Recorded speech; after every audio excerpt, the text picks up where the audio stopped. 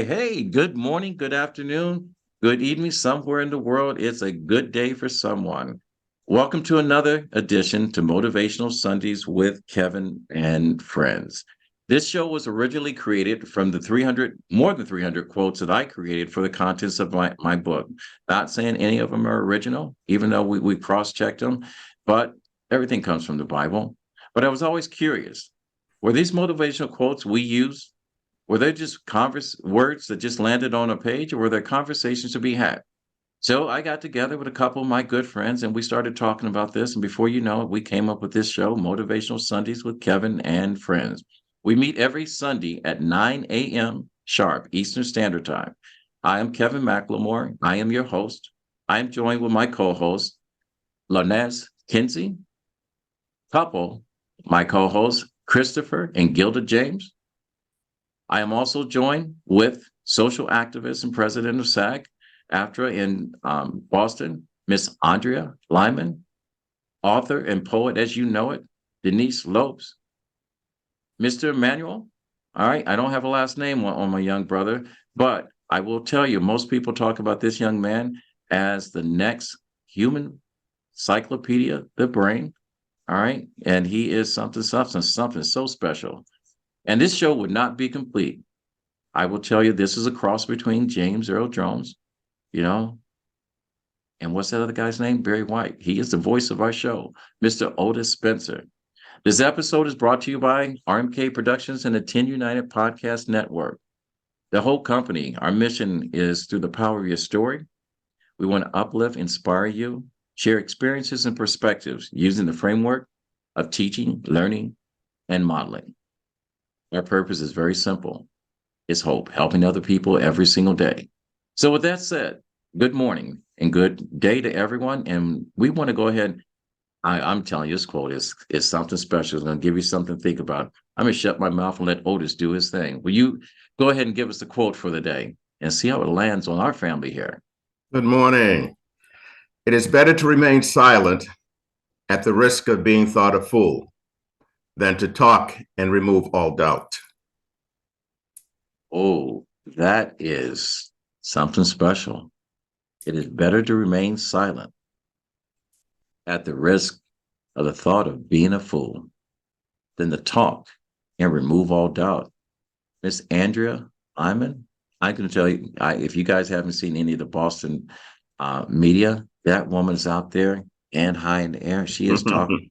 She is powerful. And let me tell you, she walks with a big stick. All right, Andrea, how does this land on you? Well, it lands on me as I am guilty of this all the time. And so I'm forever answering a question and then stopping and saying, wait a minute, no, the real answer to this is I don't know. Somebody will ask you something and you think, well, maybe it's this and maybe it's that. And then I realize, no, the answer is I don't know. And I tell other people too, sometimes when I've asked them something and I'll say ahead of time, and I don't know is an answer, because people will try to figure out what might be the answer, but really it's, I don't know. People, that's an important thing to embrace. All right. Oh, so, matter of fact, I actually went out of order because I got so confused because I wanted Gilda to be the first person up, but her husband, Christopher, actually brought in the quote and I went out of order. I apologize to everyone that knows the format of our show. Let me go ahead and hit a quick rewind. Let me go back. Christopher, you brought this quote in today. We're not going to ignore Andrea because we already recorded it. So she's out there in the metaverse. Christopher, tell us why this quote was so important to you and how it landed on you. It's a quote that I used to use a lot when I was in the service. I probably thought about it other times, but it was really effective in the service. One of my career assignments was to conduct inspections on active duty crews on their handling of certain items, either weapons or whatever. But at the end of the inspection, we'd have a debrief, and we would all They comment on the grading or how the ship or the crew performed, and then they'd always have their rebuttal.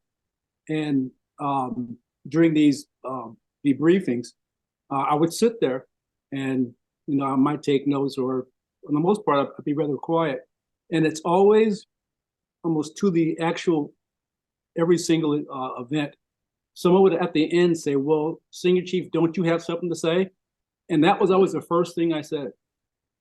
It's better to remain silent and be thoughtful than to talk and remove all doubt. And what that basically meant was that we have this thing, we people have this thing where we want to leave an impression, but there's always that nagging advice: don't look like the fool, or don't act the fool. My mom used to always say that, don't be looking like a fool. But I was just talking with Gilda a little while ago, and two things popped up. One is appearance, and the other is impression. We try the best to give a good, to leave a good appearance, or to present a good appearance. But, and that's important, but the impression is a lot more important, and that will last a lot longer. You can sit there, be as pretty as you want, and let the world wonder what's going on in your head. It's the minute you open your mouth that the world now realizes what's in your head, and whether it's pertinent or acceptable or even noteworthy. Oftentimes we just want to hear a voice. And my quote basically says, you hear my voice when it needs to be said, and not until then. That's very, very powerful. And thank you again for your service. I'm probably going to say that every single week. I grew up in a military family, and people have to realize sometimes it's not what you say to a person, is how they feel after you walk out of the room, after you've said something to them. So I don't want to take you far away from home. And because I know you and your wife had this conversation. All right. And I know she's dying. Gilda is dying to go ahead and add her 2 cents in. Gilda. All right. Chris already took over. Oh, no. He took over. He said the mine was going to be relating to his quote.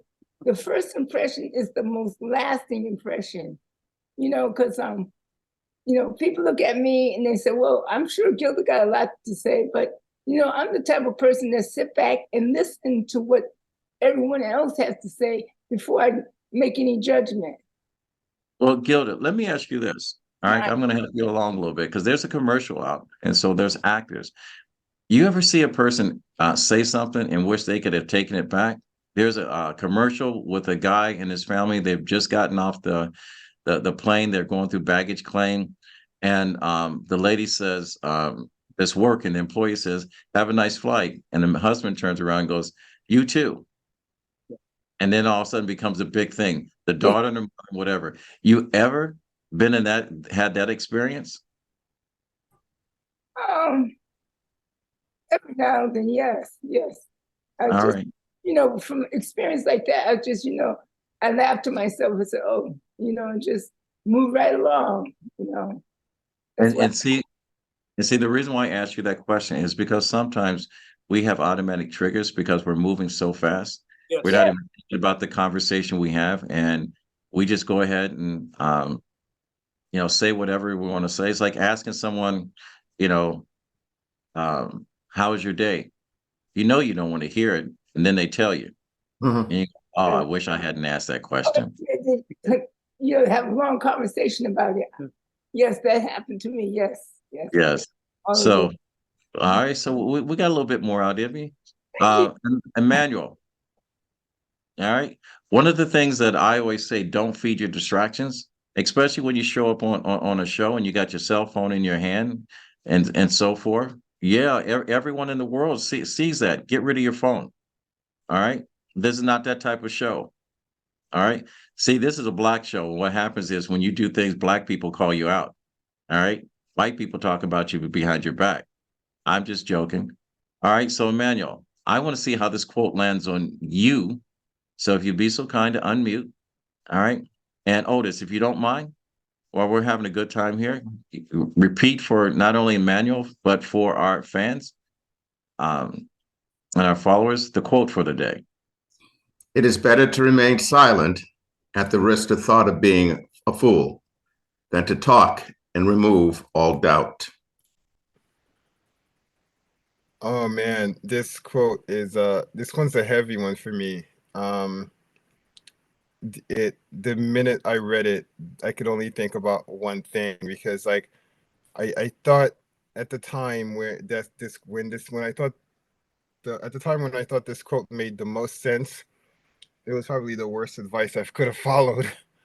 And that was probably in my marriage. I mean, I my ex-wife and the mother of my children, it was basically the love of my life, but there was a huge gap in our focus with respect to like my interest professionally and hers. And I always kept thinking there would be a time that would come where I'd be able to speak to her, and it wasn't now, because I would look like a fool. and I never found the right time, because I didn't want to make it concrete in her mind. I wanted to get to a point where I could prove what I was telling her, what I wanted to tell her. And I ended up, that ended up being kind of like a barrier between me and practically everyone I believed cared about me. I ended up homeless for a couple of years until I could confidently speak to people who could understand what my interests were from a standpoint of professional, and then actually start building a reputation around what I actually understood. But it took time for people to reach a level of like interest in the field that I'm in to start to recognize that I was not a fool. And so had I been braver perhaps earlier on and spoke as much as it possible to my ex-wife, and kind of like really explained to her what my interests were and what I thought, why I thought it was worthwhile, and perhaps I would not have felt like I was going to be regarded as a fool, and I would have preserved the communication between us and spared both of us a lot of grief. So I don't know if I would take that quote as, as like golden advice per se, because sometimes I think you really just have to be okay with being perceived as a fool. As communication is open, there's the opportunity to find common ground and to move together. So that's my answer there. Cheers. That was beautiful. That was beautifully spoken. I will say it takes a lot of courage for you to come on a public platform and to share what you just shared with us. And it doesn't say that you're a fool.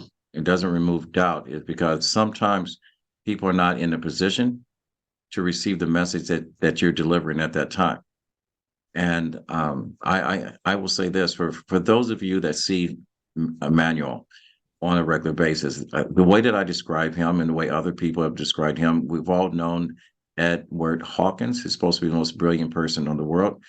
Emmanuel is one of those people that is on that level. So a lot of times when you're listening to him or whatever, you need to peel back the layers and actually listen to him. Emmanuel, right now, if I gave you 5 seconds to go ahead and remove all doubt, to say what's really in your heart to your ex-wife and what you wanted to say, why don't you use this platform to go ahead and do that? Oh man, now you wish you had your phone in your hand, didn't you? Unmute, come on. Unmute, stay unmuted while we're talking to you. That's too much, man. I don't have it any. That's the thing. That's become kind of like the dark part of my soul kind of deal at this point. I shared that because that's just reality, but all right, it's not something in the present that I'm even capable of really making sense of. I know I put you on a spot, and so in the event that your ex are listening to you, your kids are listening, Emmanuel has something you want to say, and I will say one thing. When you talk about it's better to remain silent at the risk of being thought of as a fool, we all have to become professional listeners because it's hard sometimes to say what we want to say to someone because we're all so defensive and we're holding on to a position that we really don't have a position for. So, with that said, because we have more females on this panel than we have males, I am going to go ahead and open this up to our author, our poet, as you know it, the face of the face of the face, Miss DL, Denise Lopes. How does this quote land on you? Hi, how you doing? All This right. quote for me is at work because I'm the only educator of color. So sometimes I have to shut up because I don't know how to do that. So it's like sometimes I have to think about it because when we're in the meetings, they doing stuff. I'm like, no, that won't work. Or sometimes I'm thinking about something and I know they're not gonna think the same, so I just listen. I just stay there and listen. And after sometimes at the end I would speak, but I had to learn to shut up because I would get like really defensive, especially when it came to like discrimination, like neglecting the students when it comes to like intervention. They always, because I teach English as a second language, so they always excluded my students. So sometimes I had the point, I have the research to back me up. I would just speak, and some of them like they wouldn't understand, and I looked like a fool. So I had to learn like to listen, and I have to just give them facts. So this quote really, I had to learn how to use it and just sometimes just be quiet. That's how it lands on me. All right. And thank you for that share. And we're going to talk later on about, when's your book coming out because we're still waiting. All right. Yeah. Lanez Kinsey. How does this quote? Otis, give it to us one more time. It is better to remain silent than to risk of being thought a fool, than to talk and remove all doubt. All right. Larnez. Um, It's a 30-minute show. right. This quote is a heavy quote. Growing up, I love talking. Like I love engaging with people. It's hard for me to shut up. My mother used to be like, you can't do nothing in front of her because she gonna say what's going on. But as an adult, right, when you meet a person, they have predeceived thoughts about you from your initial meeting.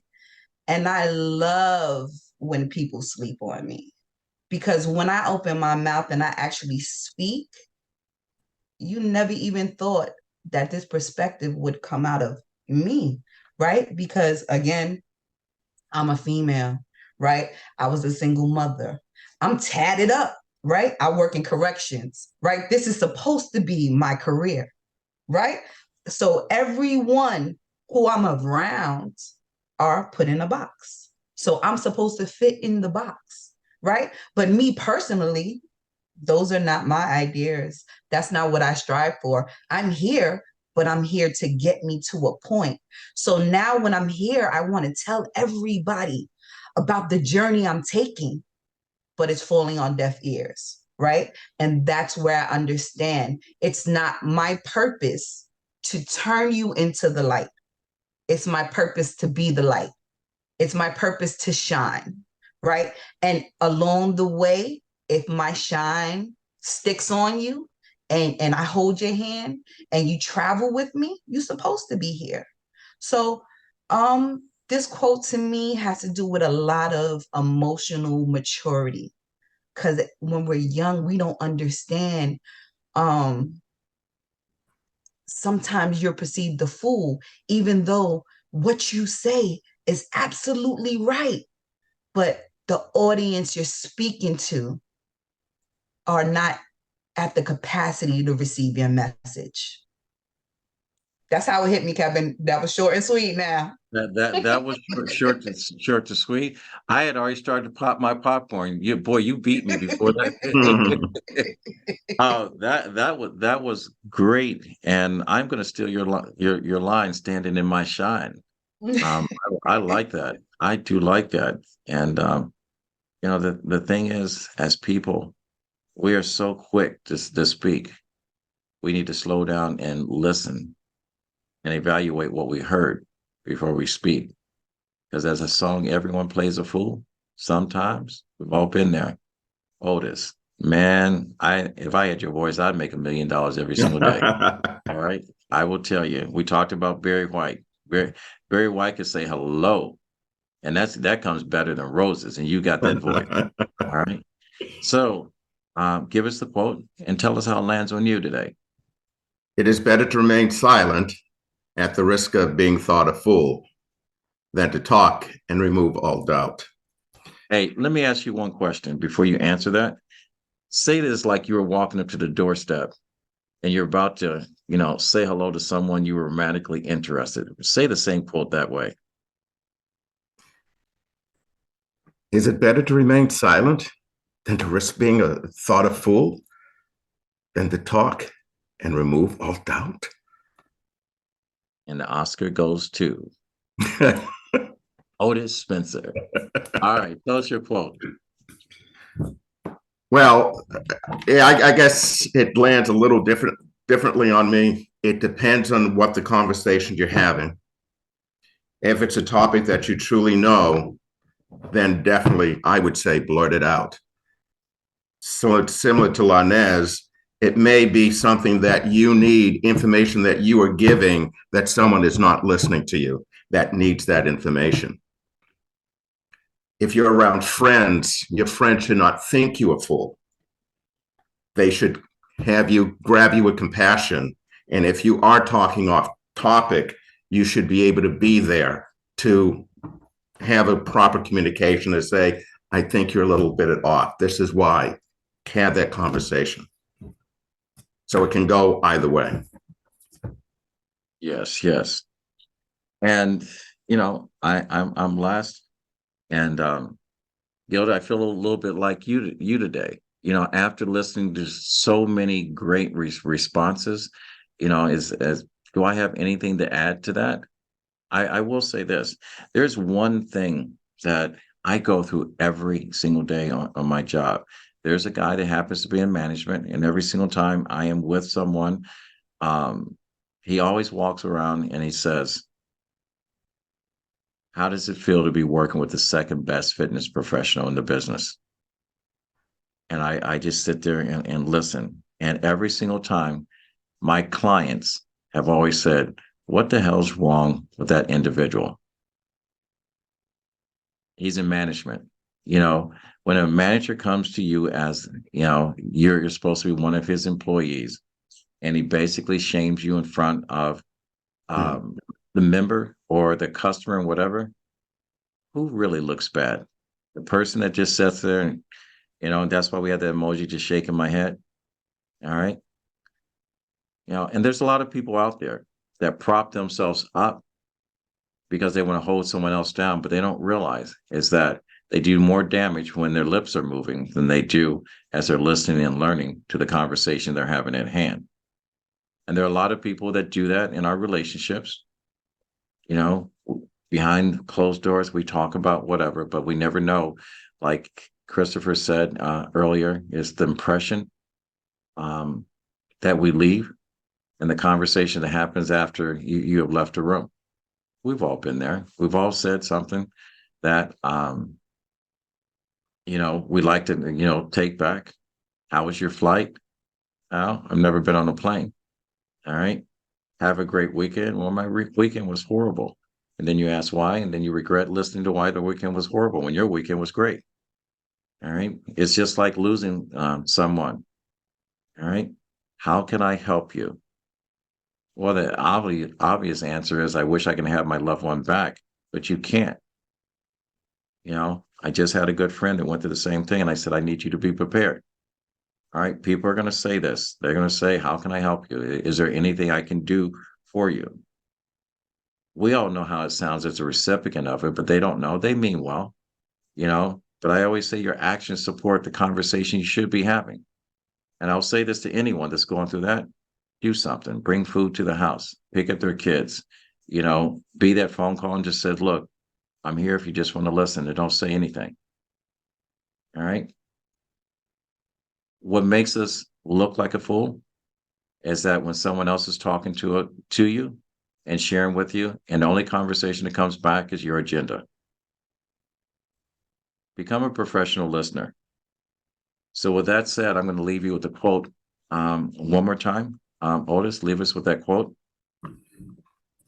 It is better to remain silent at the risk of being thought a fool than to talk and remove all doubt.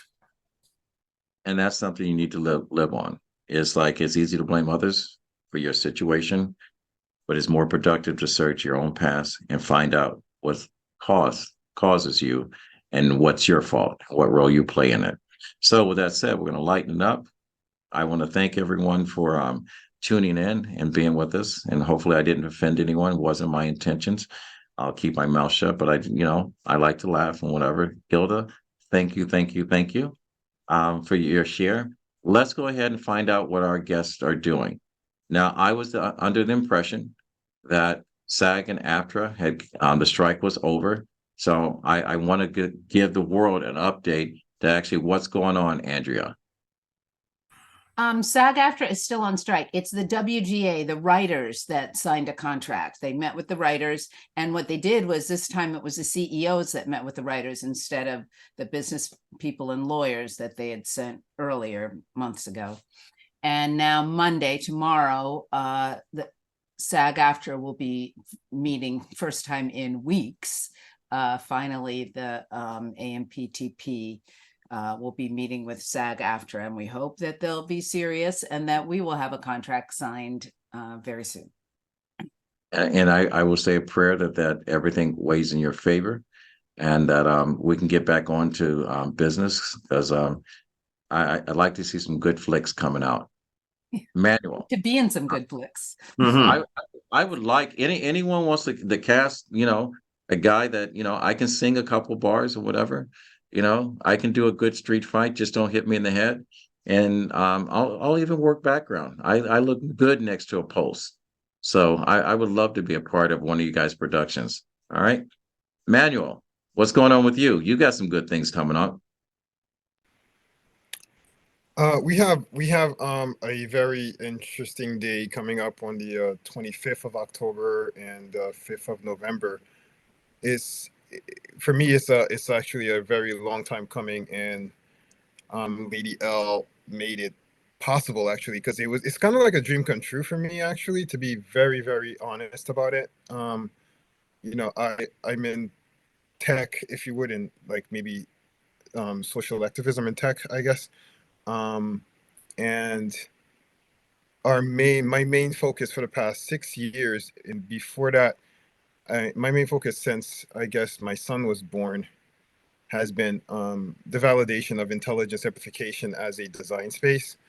And the past 5 years and 6 years, I've been focused primarily on educating stakeholders in law enforcement and military about the integration of this tool, because it literally answers the question of conditioned response and policing, and can make a drastic difference, in my opinion. And it's just trying to get these people to understand that there's really no risk for them.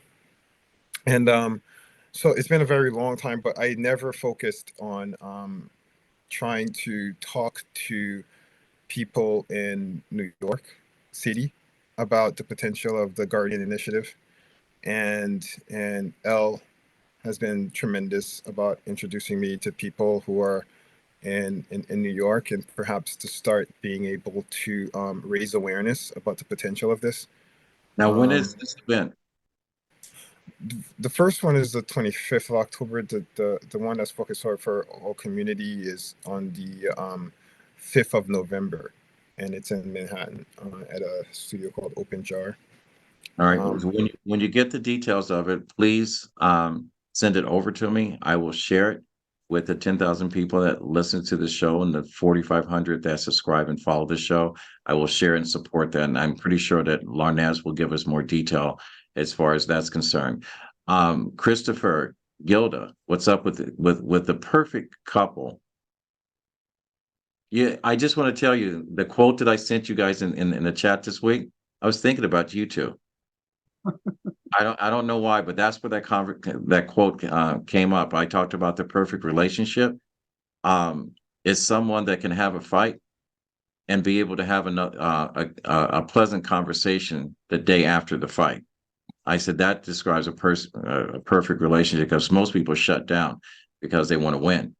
So, I look at the two of you guys that are always in contact, and I'm going, oh, that's what I want. I want some of that love, Chris and Gilda love. So, what's up? Wow. October the 2nd, I think we have a SAG actor. SAG after mixer. Mixer. Yeah, I'm not sure on the time right now. I think it's it starts at what time, Andrea? Is it at 6? I think it starts at 6 tomorrow. Okay. From 6 to, I guess, 9 or 9:30. Oh, that's my bedtime. That's what we're looking forward to right now. All right. You Gilda, you and Chris, you should have your own show. I have a concept for a podcast called He Say, She Said. Based on my book, Dating with a Full Deck. I think you guys should be the host and co-host of that. I think it'll be hilarious. It would be. It would be hilarious. Yes. I'm not sure what should that be the intent, but it will wind up hilarious. Yeah, because Chris be doing most of the talking, and I'll be doing the nodding and agreeing with whatever he says. When you don't see my hand, that's where it is. That's all right. So, Larnez, all right. Let's give an update with you. Larnez will be my guest on my podcast, Talking with WIT, Kevin and Son, talk about the pros and cons of AI. So that I have a lot of questions, and I know a lot of people have some questions and fears about that. She is going to lay down the law of the land as far as the benefits and what the shortcomings are. So outside of that, go ahead. Tell us what's going on in your life outside of the correction center that you work at. I have a lot of moving pieces. I'm a published author. One of my books, Black Girl Magic, the playbook on raising your princess into a confident queen, was I got presented with it becoming a film. So I'm attempting, and I don't want to say attempt because I don't really like that word. I am. There you go. Put those words out there. To get that together, along with this big event of me and Manuel and other people on our team exposing New York City to intelligence amplification and the true potential of AI and what implications it has on human life, human strives, the potential of humans in the cybernetic ecology, basically, which is our world, the world we live in right now, right? Even if we don't pay attention and realize where we are, right? And I like to say that I'm prepared for every opportunity that crossed my path. So when these amazing opportunities cross my path, I say, why are you here? Okay, I'm here to do this. And when I met Manuel and he told me about the project and he exposed me to the project, it made me build new compartments in my brain so I can actually understand the things that we are going through as a society and correlate it with the technology aspect of everything, right? And me personally, my technology background, I was a slow starter. I didn't want to adapt. I'm a person like, as long as my phone texts and I can go on the app and see some pictures, I'm fine. But as I started to deep dive and educating myself in different aspects, and this was right before I met Manuel, I noticed the details that were missing that I needed to pay attention to. And I'm going to end it like that because I see, Kevin, I'm talking too much. But yes, I'm working on a lot. And every time I'm on a show on Sunday, you will find out something new. All right. I wasn't, I didn't want to cut you off. I wanted to save some of that for your own podcast, for your show, because I know I'm ready for the ride. I've got my seatbelt ready, buckled up. I got a parachute in case I have to jump, hopefully I'll land on something good. But, DL, for the last 10, 10 months now, both you and I have been working on books. All right. I have been walking around with pressure on me because I know you're going to get your book out before me. Give us an update. You gave us a date when it was supposed to be done. Where are we with this book? And tell us about the book. My book is not ready yet. I've been going through a lot at school, working because I started the newcomers program. So it's like excluding my kids. So I've been fighting on that. So my mind is not on the book right now. And I started my PhD. So I have a lot of work to do. But my book by the end of this year should be out. It's just little details, but it wasn't my focus because I was battling a lot at school. That's why I haven't been coming. I was just like feeling down. And after I realized that I had to fight for the children that I teach. So I started having meetings with all the high ups. So right now I'm in a better space. So I'll be able to concentrate on my book. All right. The voice. All right. Saying the best one for last. What's up, Otis? And you got that baseball park back behind you. I take it that's Fenway? That is Fenway. We had more a photo op that we had discount tickets to SAG-AFTRA, and we were at the game this past week. But going on with me, thanks to Gilda, in conversation coming up at the end of this month, I will be doing my civic duty and being a poll worker for the elections. All right. Well, I want to thank everyone that tunes in every single week. The numbers of subscribers and followers are going up. I always say the people that subscribe and follow RMK Productions and Network on our YouTube page, I want to thank you. When I say I'm looking for people that have a higher call to action, I'm looking for people that want to help other people. Sam Silic. What was that? It was my phone. Yep. All right. I'm going to have to get rid of some of this technology because both you and Manuel show up on your phones. I always say don't feed your distractions. So, and that's the thing is when we talk about AI has been introduced to us since 1951. I'll talk about that later on and how it's kind of slipped into our system that we cannot depart from that technology. But my book is ready. All right. The world is not ready for you. It's a tribute to my sister that passed away last year, December 15th, 5 days after my birthday. I wanted to give my nieces and nephews something tangible to hold on, and it turned out to be a lot more. So I'm very true to my faith. God has guided me, not only for me to be in the position I am, to be part of your lives, my co-hosts, Larnez, Christopher, Gilda, Manuel, Denise, Andrea, and our voice, Mr. Otis Spencer. I am blessed. And I know that's one of the most used hashtags out there. But I always say that there's two destroyers of dreams, procrastination and giving up on yourself.